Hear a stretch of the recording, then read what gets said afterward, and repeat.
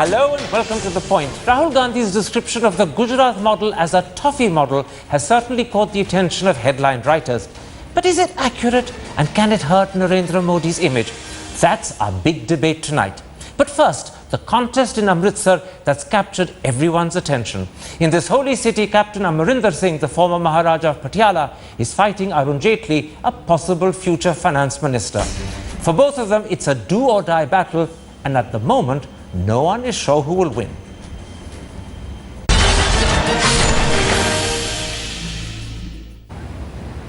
Now, joining me live from Amritsar is the man who's certainly giving Arun Jaitley a few sleepless nights.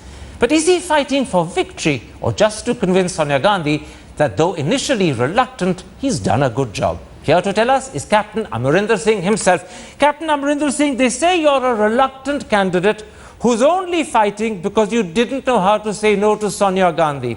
So are you in Amritsar to win, or are you simply there to heed Sonia Gandhi's instructions? Karan, first thing, I have never in my life fought a battle with the intention of losing one. Secondly, as far as this reluctant business has come, it's a creation of the media. I met the Congress President 6 weeks ago, and she asked me whether I wanted to fight Amritsar, and I told her that I would much rather campaign, as I had been her Chief Minister, her President of the Punjab Congress, etc. for 16 years. And I said I thought it would be better for the party if she felt that I should campaign in the whole state. But I said the decision is yours. Then 3 weeks later she called me and said I've thought it over and I think you should fight Amritsar. Will you fight Amritsar for me? I said of course ma'am, I will. That's how it's come about. So I've never at any time been reluctant. I've never ever said I'm not interested in a fight. But even if you weren't reluctant, the truth from that answer is that you would have preferred not to have to campaign and fight for yourself. You'd rather have campaigned for someone else. In other words, you were reluctant in the sense this wasn't your first option and certainly not your preference. That now is clear from your answer, isn't it? Not absolutely incorrect. I never said that. I said there are 13 seats in Punjab, and there I know most of those seats, and I thought it would be better for me, for the Congress party, for me to campaign in all those 13 seats. That is what I said. But when she said, I think you should, I would like you to fight for me in Amritsar, I said fine. I have never, this is my 14th, 15th election. I have never backed out of an election and I have no intention of ever doing it. Now you are the candidate in Amritsar and you're carrying the Congress party's fortunes on your shoulders. Now Amritsar has, as you know, two sharp divides. 60% urban versus 40% rural, and then 63% Sikh versus 37% Hindu. What are your chances in the middle of all of this? 100%. There's no question of losing this seat. We'll send Jaitley packing from here. You know, that's easier said than done. Think for a moment about the way the dice are loaded against you. The BJP has won Amritsar twice in the last 10 years. The Akalis have won the state elections in 2007 and 2012. 8 out of the 11 MLA constituencies that make up Amritsar city are with the NDA. The odds are stacked against you. Absolutely not. Let me tell you, there is no Modi factor here. There is no national incumbency here. If there's anything, it's state incumbency. The people want to see the back of these Akali BJP combined. And you will see when the time comes that in the entire state, you will have a complete sway against these people. Whether they've held it for 8 state seats they are holding it or 5 seats, it doesn't make a difference. Captain it's Amritsar what Singh, the people of Amritsar and the rest of Punjab feel today. But that's what you're saying and what you're claiming, and no doubt it's what you're banking upon. But just look at the facts. 2007, 2012, consecutive victories for the Akalis at the state level. 8 out of 11 MLA seats in Amritsar with the Akalis. And the seat itself that you're contesting has been won by the BJP at least twice. So what? They were Mr. Bhatia and the Congress won it about 7 or 8 times before that. These things happen. There's ups and downs, and I think it's their down and our up this time. All right. one of the other facts you have to contend with is that the Akalis are throwing practically everything they can into Amritsar. Prakash Singh Badal has held 3 rallies there already. His 4th is tomorrow.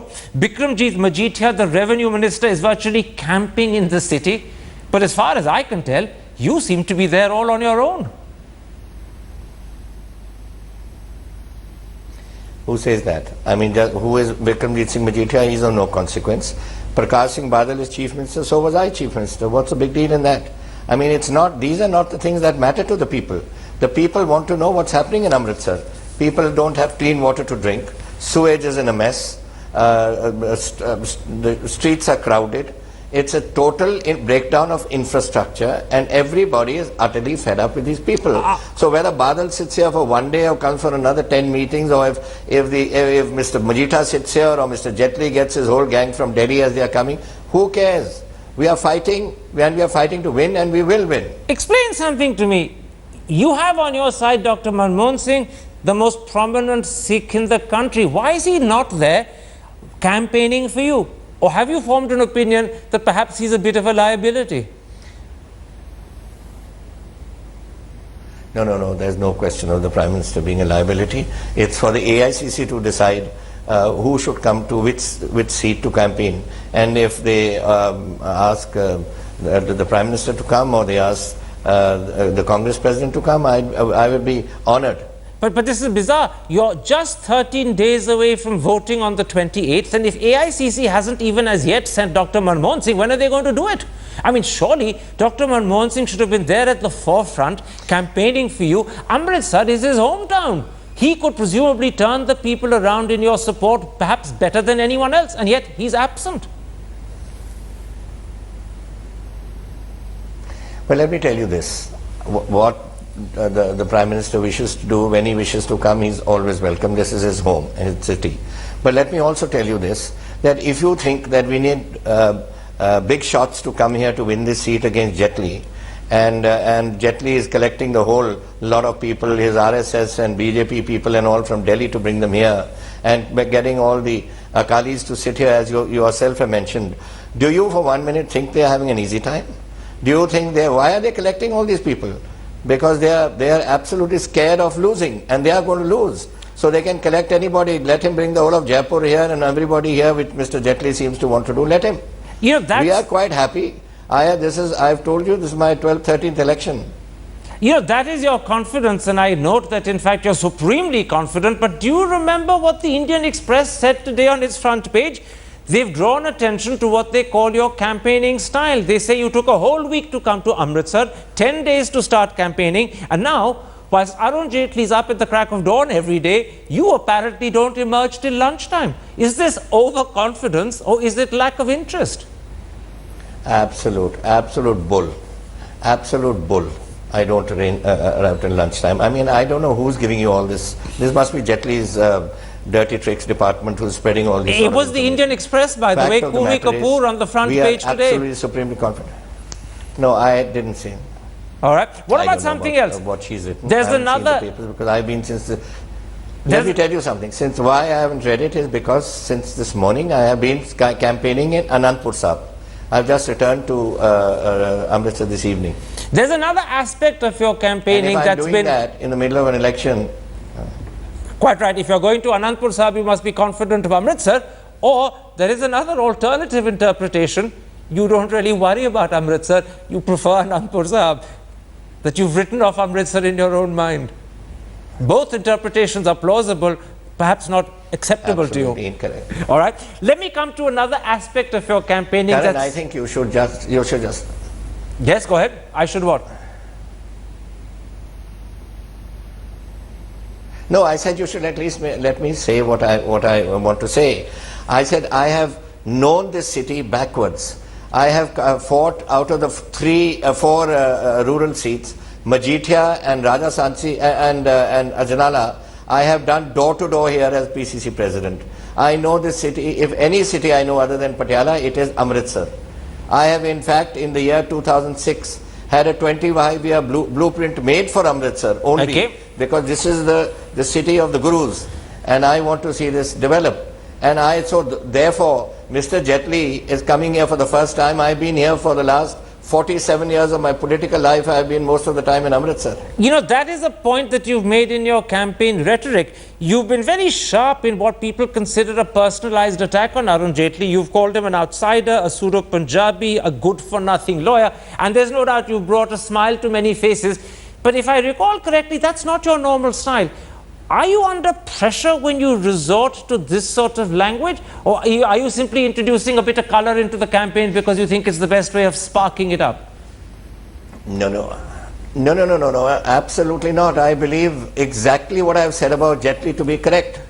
I find him exactly what I've said in my campaign about him. I don't beat around the bush, and I'm not one of those characters who doesn't know how to campaign. The trouble is with Jaitley, this is the first time that the man has come into a campaign, people's campaign. Otherwise, he's had backdoor entries into the Rajya Sabha. There's a hint. He doesn't know how to campaign, and he thinks that anything I say about him is personal.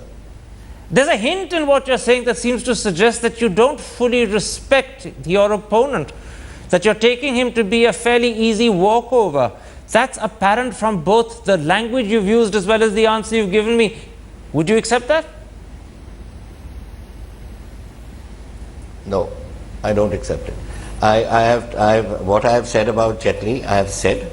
I mean, it says if he doesn't like my language, then it's not unparliamentary. It's just explaining what sort of a man he is. And then what's wrong in that? I mean, if I think Jaitley is whatever it is, I mean, I have every right to say it. It's for him to answer. But he is trying to be that suave Supreme Court lawyer by first making an attack and then suddenly saying Amarinder Singh is the one who's calling me names, after he's called me names umpteens of times. Now, so he can't try these funny tricks with me. I know him well enough for that. Now, one of the more amusing things you said, but it was also fairly vituperative at the same time, was that you called Bikramjit Majithia a monkey.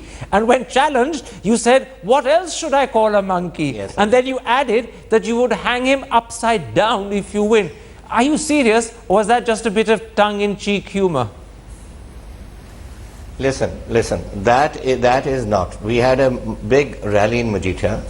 There is nobody in Majithia who hasn't got police cases against him. People are thrashed, people are taken into the police stations and beaten up. As far as drugs are concerned, Majithia is the kingpin. That DSP we have cornered, and he has said in his court statements that Majithia is the man who is the kingpin of this drug business, and whenever any dispute arises, he resolves it, he decides where everything goes. I mean, you mean to say I'm going to respect a boy like that? I mean, he has no business here. You know how many thousands of people have died in this Amritsar because of his drugs, these chemical-induced drugs which are going wrong. And if I can call him anything worse than a monkey, I would call him that also. Okay.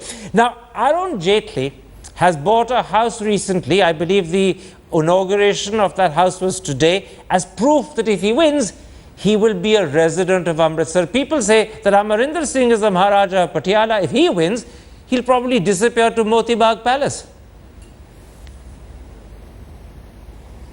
That's what Jaitley says, not people. It's what Jaitley says. But let me tell you, firstly, Jaitley should know that buying a private house to influence voters by implying that he is going to live in Amritsar is in violation of the law. And I've asked the Election Commission to look into this and see if he can be disqualified for this business. But can I interrupt? That's one. What about yourself? As far as going to Patiala is concerned, yes. Yes, finish your sentence. As far as going to Patiala is concerned, can you give an assurance that you will not and you will stay in Amritsar? Of course I will go to Patiala. It is my home. It is my home. I will go to Patiala. But that doesn't mean I will not come to Amritsar. Amritsar is also going to be my home. I will have a house here. And I will come here. If people vote for me as MP, it's my duty to stand by them at all times, and I will do that. All right, two quick personal questions. But I don't need to convince the people here now. Why? Why do you not need to convince the people there? After all, they want some assurance that you're going to stay there if you win and you won't fly away. Why do you not need to convince them? Because they know I'm going to be here. I've been with them for 47 years. This chap has only been here for a few days. And he'll disappear from here once this is all over. You take it from me. Two quick personal questions before I broaden the agenda and talk about your party's national prospects. First of all, Subramaniam Swamy has alleged that your wife and son have foreign bank accounts which you haven't revealed in your affidavit. You said you're going to take him to court. Are you serious about a court case, or is that just electoral bluff and bluster? Or, look, Subramaniam Swamy I know very well. I've known him for 40 years. We were in Parliament together. That man does things for effect. And now, of course, he's a new blown BJP person, so he has to do what he wants to. And he has not only been, will I take him to court, already the notice has gone to him. And if he doesn't answer in 15 years, I'm going to take him for criminal defamation. And look, let me expand this a bit. Jaitley is so scared of the situation here that Mr. Modi in Barmer in the middle of Rajasthan takes Amarinder Singh's name. I mean, he must be telling him to take these names because he is up the creek here. All right. Whilst you're campaigning in Amritsar, your wife is fighting her 4th consecutive election in Patiala, and inevitably she's going to face a certain amount of, what's the word, anti-incumbency, and yet you aren't there to help her. Is there a danger that you could end up losing Patiala, the city of which you're Maharaja, because you're distracted by Amritsar? Let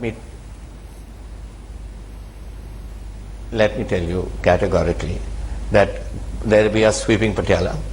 The reports that are coming to me daily are very, very positive. And as far as Amritsar is concerned, it is my city of the Gurus, and it is my duty. We have got Ram Tirath here, we have got Durgyana Mandir here, we have got Darbar Sahib here, and we have got Jallianwala Bagh here. It's a city, it's a historical heritage and a religious city. All right. And I am absolutely honored to be chosen to fight this. Now, Rahul Gandhi, your vice president and undoubtedly a man who's going to be president of the party in the near future, constantly keeps stressing on youth. But you yourself are now over 70, nearing 72. What's your future in a party where the future president is more concerned about youth than experience? You know, there can be old men at 40 and there can be young men at 72. And I'm a young man of 72. Does Rahul Gandhi buy that line? It's a very clever answer, but does he accept it? I hope so. I'm very close to Rahul. I meet him very often. We have very intimate talks. I have known Rahul since he was a little boy in school, and so we get on very well. All right. And it's a question of performance. It's a question of, it's a question of performance, I said. And if you are doing well, then it doesn't matter what age you are. On that question of performance, I want to broaden our discussion briefly. The polls suggest that Congress could crash to just 92 seats, with the BJP soaring to 226 and the NDA on its own getting a majority of 275. Even if you dispute the actual figures, would you accept the writing is written on the wall and it's staring Congress in the face? I don't accept it. I don't believe these surveys. I have seen, this is the same survey that made my government in 2000 and when the last government fought. I mean, it was a survey which said Congress is sweeping Punjab. What happened to us? And now you are making Modi sweep India. You'll come to know where Modi is also. All right. Let's look at the country as a whole. Even if there isn't a Modi wave, which I've just heard you say you dispute, would you at least accept that Mr. Modi has captured the attention and imagination of the Indian people? I think 6 months ago, yes. I think that time Modi was being talked about. But over a period of time, Modi has had a downward movement and every Congress has had an upward movement, and we are now fighting on a let's say neck-to-neck basis. Are you and absolutely serious when you say that? I mean, are you really hoping, leave aside expecting, that Congress can win and form a government? You've just told me that you don't expect us to win anything, me to win Amritsar, and I said I'm going to win it. So certainly on a national basis, you may have a Modi factor somewhere. There's also a Congress factor somewhere. I mean, how can you just write off the Congress because you want to write it off? I mean, the fact of the matter is that we are doing well in places, and I don't believe this business of these surveys, which is giving Modi a sweep and putting us at 90 or 100, I don't know, whatever it is. All right, my last question. I think we have a jolly good chance, and I think we are going to... You say you have a jolly good chance. My last question, in contrast to the impression that Mr. Modi has captured the attention and imagination of the country, people increasingly believe that Rahul Gandhi simply doesn't have his finger on the pulse, and he certainly doesn't excite the same interest that Mr. Modi has. Would you really seriously question that? Yes, I would question. I'll tell you something. I know Modi. We have been chief ministers together. He may have been a good chief minister, nobody questions that. But being a good chief minister doesn't make him a good prime minister, for the first thing. And I think Rahul, and he is a chief minister of the old style. Rahul is looking 25 years forward, so whether you like that or not, I think India has to look forward. Look at the population that's coming, look at the problems that are going to face us. So somebody has to look forward, and if Rahul faces forward, you don't accept that. But if Mr. Modi is a current chief minister of the current style, then you accept that. I think that's not fair. All right, Captain Amarinder Singh, let's leave it there. Thank you very much for making time for us. That was Captain Amarinder Singh talking to us from Amritsar and confirming that he is confident of winning that seat and that he's going to trounce Arun Jaitley.